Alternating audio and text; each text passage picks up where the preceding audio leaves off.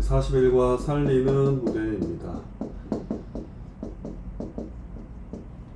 사도행전 20장 7절에서 12절이 배경입니다. 바울은 이 고린도를 거쳐 이 마게도냐 그리고 드로아까지 옵니다. 이 선교 여정 속에서 이 드로아는 특별히 이 복음의 이 방향이 바뀐 장소라고 할 수 있어요.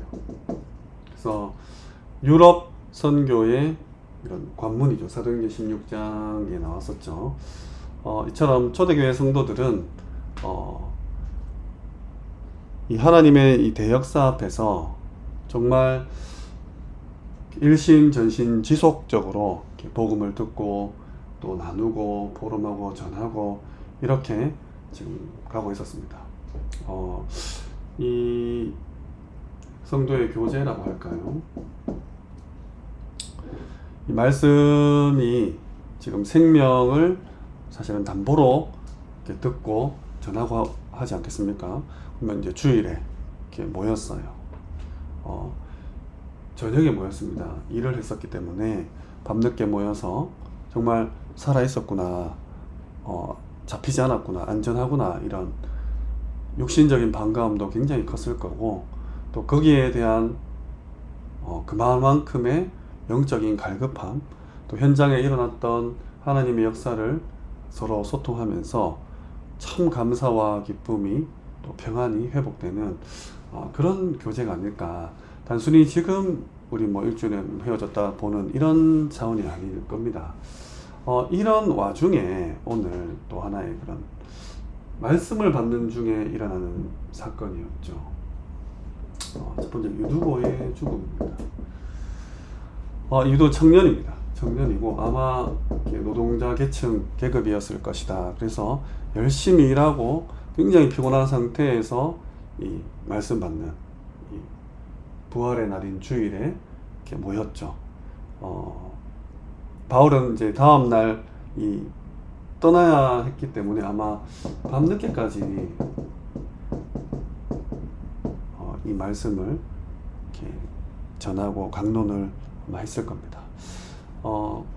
창가에 앉아있던 이 유도고는 이름 뜻이 이제 아이러니하게도 복 있는 자란 뜻이거든요. 유도고란 뜻이.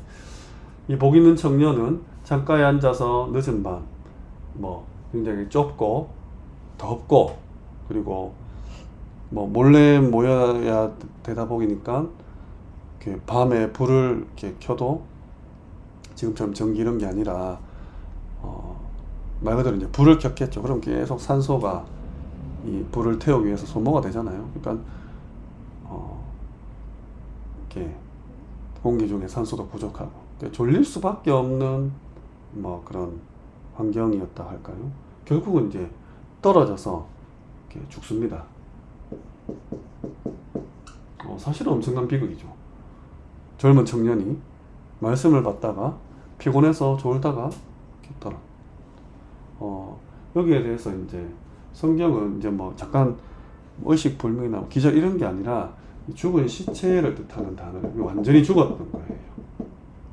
잠깐 기절했다가 깨어난 게 아니라 이 사실을 보면서 지금 우리 후대에 대한 한번 생각을 해야 됩니다.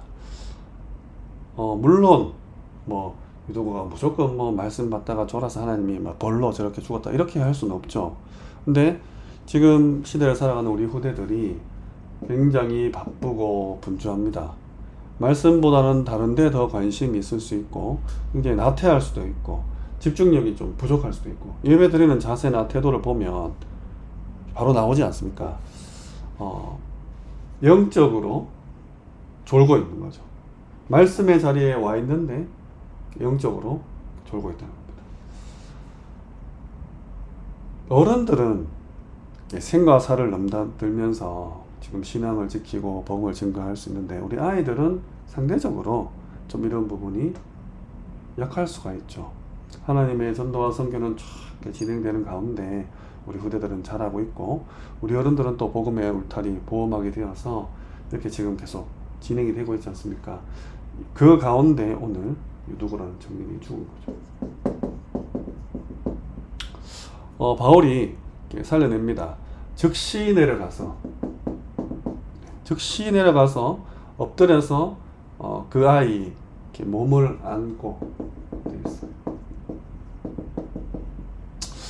이 표현이 이 엘리사가 아이를 살려낼 때와 같은 표현입니다. 다시 말해서 단순히 이렇게 말씀만 전하고 이 아이의 영만 돌보고 케어하는 게 아니라 이 전인격적으로 신앙의 선배가 이 신앙의 후배에게 그러면서 하는 말이 그 생명이 그 속에 있다 이렇게 얘기해요. 하나님께서 살리심을 믿고 이렇게 선포한 거죠. 바울은 이 유두고를 꾸짖지 않았습니다.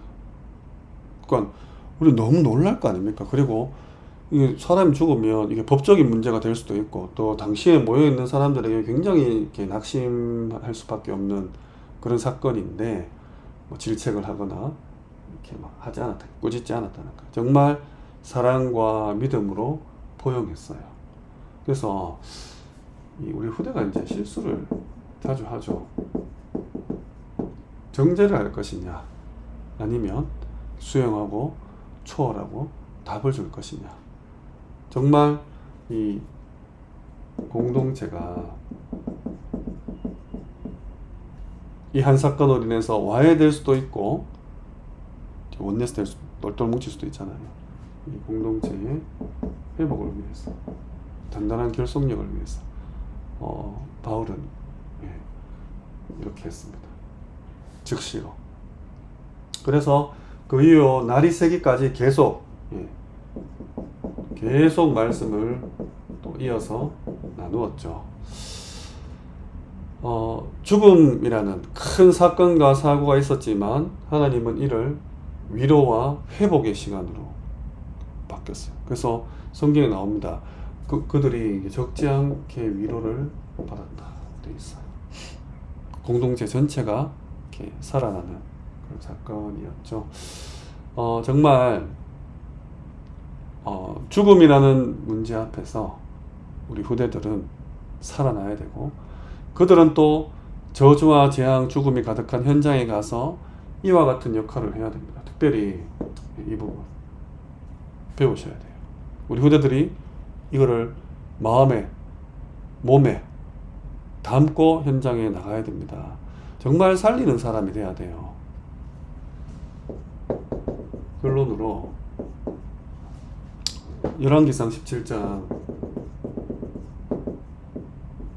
19절에서 22절에 엘리야가 나오죠. 엘리야가 이 사르밧 과부 그 아들을 기도와 이 안음으로 살립니다. 정말 이 육신의 조그만한 피로를 제공했던 이 과부에게 큰 위기와 어려움이 왔을 때 엘리야는 죽은 자를 살려내는 이런 축복을 이렇게 심부름하게 되죠. 또 열왕기하 4장 32절에서 34절에 엘리사가 나오죠. 이 엘리사는 수넴 여인의 아들을 죽은 자 가운데서 살려내게 됩니다. 이 역시 눈과 입과 손을 포기해서 살립니다. 그리고 사도행전 9장 40절 이 베드로입니다. 베드로가 다비다를 살려내잖아요. 이 다비다를 무릎 꿇고 기도해서 일으킵니다. 오늘 바울은 유두고를 끌어안고 생명을 선포함으로 살려냈습니다. 정말 이게 진짜 그냥 육신적으로 죽은 사람을 실제로 이렇게 살리는 이것도 있지만 지금 영적으로 너무 나태하고 무기력하고 어둡고 또 본인이 이런 상태에 있으면서도 모르는 이런 후대가 너무나 많거든요.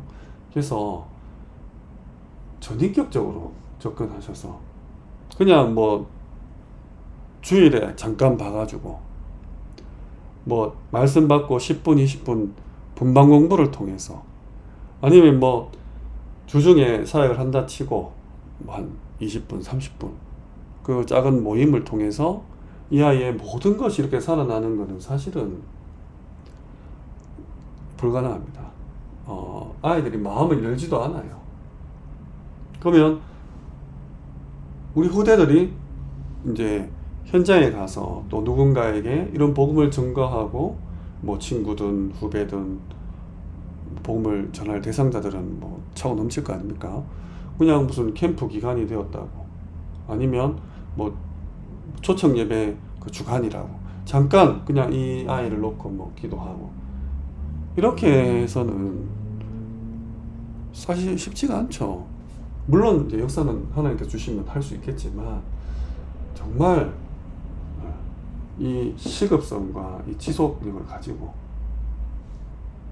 정말 평상시에 저 영혼 한 명 한 명을 놓고 진득하게